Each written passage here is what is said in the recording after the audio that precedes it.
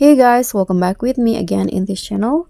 On today's tutorial, I'm going to show you how to create the trending split screen TikTok video effect in CapCut mobile. So first, you just need to open your CapCut and start a new project and then add 2 to 4 landscape videos. So I'm going to just add from the CapCut stock video here. So just select 3 videos. Okay, I'm going to select 3. So here select 3 videos and then click on collage, and after that choose this horizontal format, and then for the ratio change it into the TikTok format. So click on the 9:16 like this, then click on continue.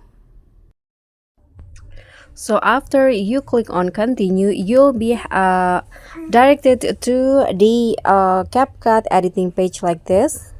So as you guys can see here that my video has a different length, so I'm going to just split the video to match all of the duration.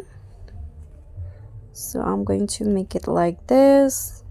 Just trim all of the video so that it match like this, and after that you are done, and this will be the result.